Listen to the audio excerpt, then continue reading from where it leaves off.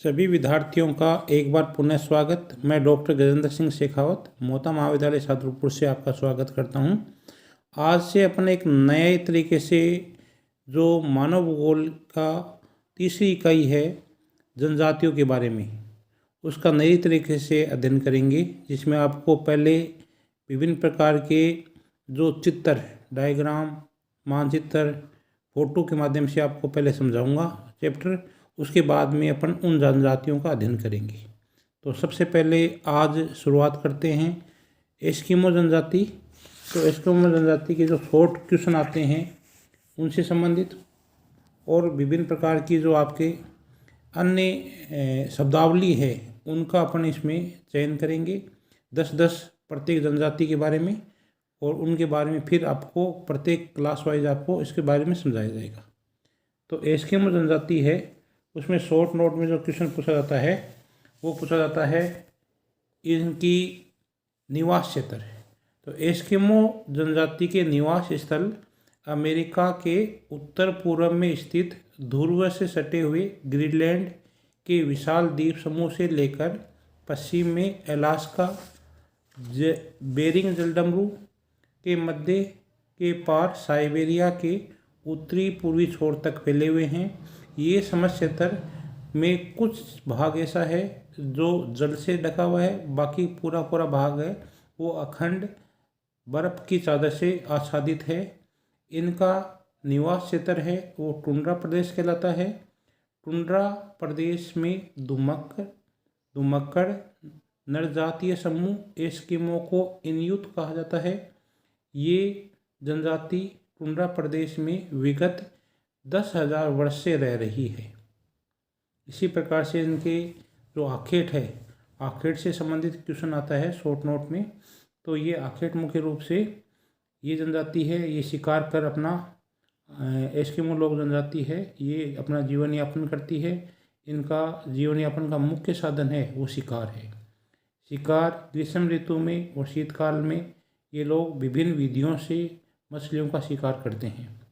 शीतकालीन जो आखेट है, शीतकाल में एस्किमो तट के निकट निवास करते हैं। इस ऋतु में ये तट के निकट सील मछली का शिकार करते हैं। जब मछली बर्फ़ में बने छिद्र में सांस लेने आती है तब एक एस्किमो द्वारा पदार्थ लगाए हुए होते हैं वो हिलते हैं।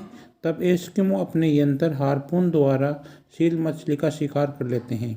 इस प्रकार के आखेट को एस्किमो माउपाक कहते हैं। इम्पोर्टेंट विधि आपकी है माउपाक।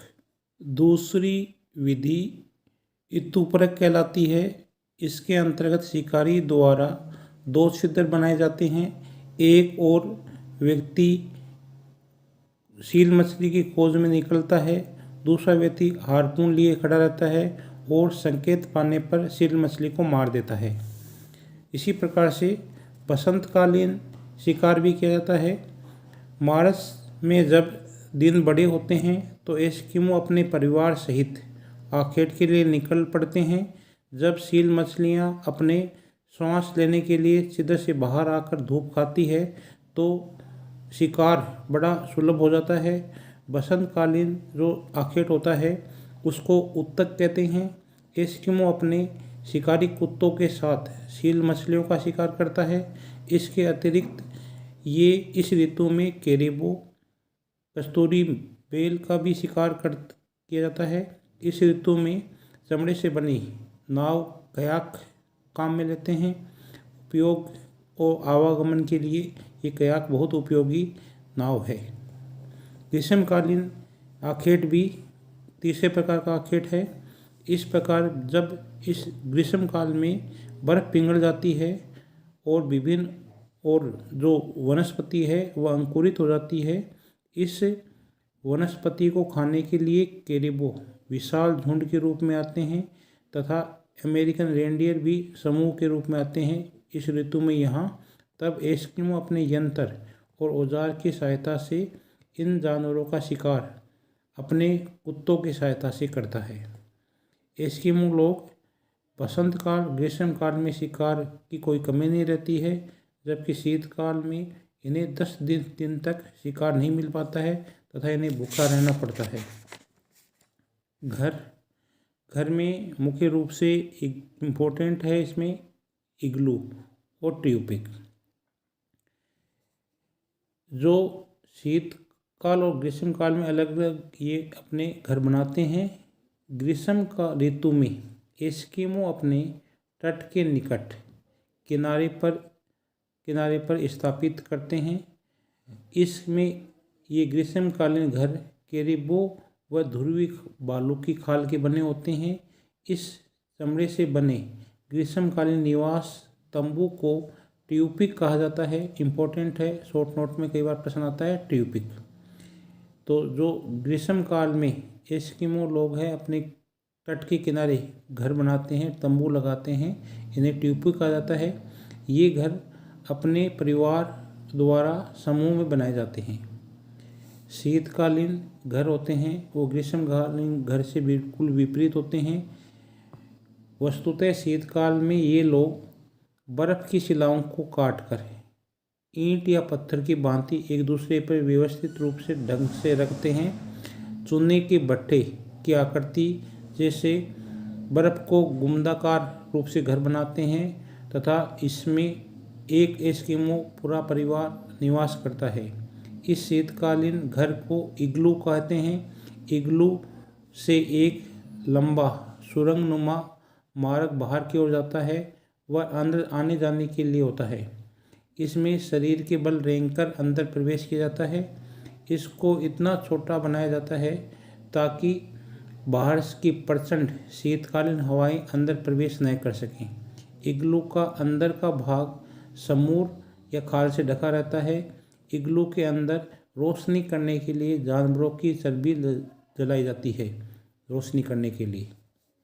अब उसमें से मुख्य रूप से इनका वस्त्र की बात करते हैं तो वस्त्रों में इनके पुरुष बदन पर आधुनिक ऊनी जर्सी से मिलता जुलता एक बायादार वस्त्र पहनता है जिसे तिमियाक कहा जाता है।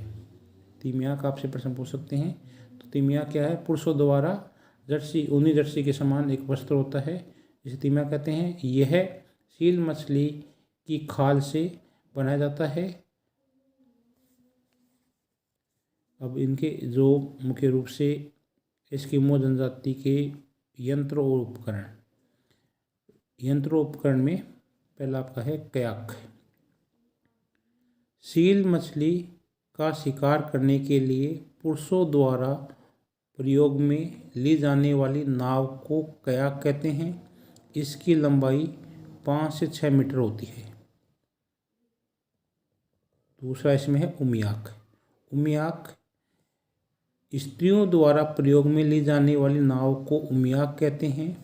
कयाक और उमियाक नौकाओं का निर्माण सील मछलियों की हड्डियों द्वारा किया जाता है। ग्रीष्म ऋतु में शिकार करने के लिए नदियों, झीलों, तटवर्ती भागों में इन नावों का प्रयोग किया जाता है। एस्किमो इन नावों में बैठकर तटवर्ती क्षेत्रों में व्हेल मछली, सील मछली, वालरस आदि का आखेट करते हैं। अगला इसमें एक इम्पोर्टेंट और चीज़ है हार्पून। इनका यंत्र है हार्पून। यह हथियारों में महत्वपूर्ण है। एस्किमो का महत्वपूर्ण हथियार है। यह हथियार एस्किमो का महत्वपूर्ण हथियार है। इसका उपयोग आखेट करने के लिए किया जाता है। इसके 5 भाग होते हैं। एक भाग इसका पहला कठोर लकड़ी का बना लंबी नोक जो 4 फुट लंबी होती है। दूसरा इसका भाग है एक हाथी दांत का अग्रभाग। तीसरा अग्रिक मुठिया जो वालरस के दांत से बना होता है। चौथा हड्डी से बना हुआ हार्पून का सिरा। 5वां हार्पून की डोरी पर इस नोक से पार्श्व भाग के छिद्रों से जुड़ी होती है। एक डोरी जुड़ी होती है।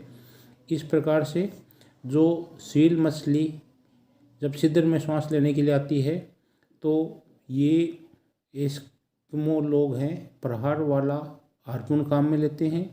जबकि दूसरा जो समुद्र में शिकार करने के लिए फेंके जाने वाला हार्पून। तो ये 2 प्रकार के हार्पूनों का प्रयोग मुख्य रूप से करते हैं।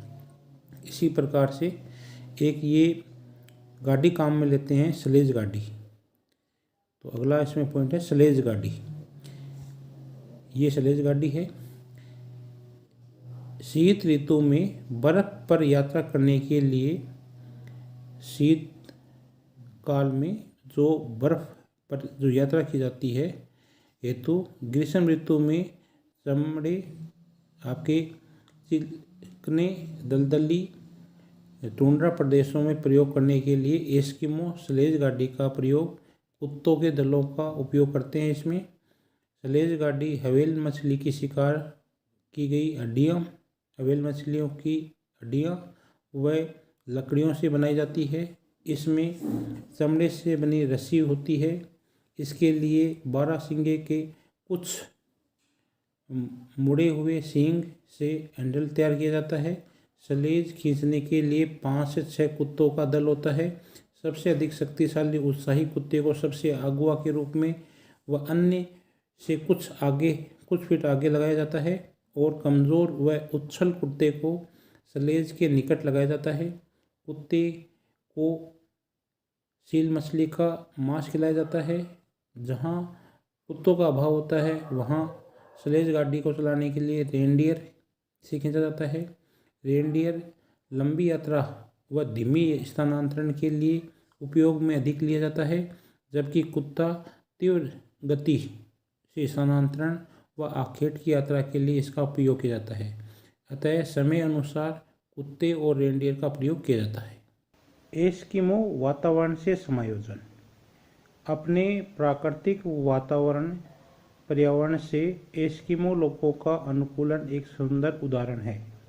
अपने निकट की सामग्री का उपयोग कर गोमदाकार हिम निवास इग्लू बनाते हैं। प्रौद्योगिकी यांत्रिकी के प्रभाव व्यवहार का उदाहरण ये प्रकट करता है कि किस सुगमता से ये इग्लू का निर्माण करते हैं।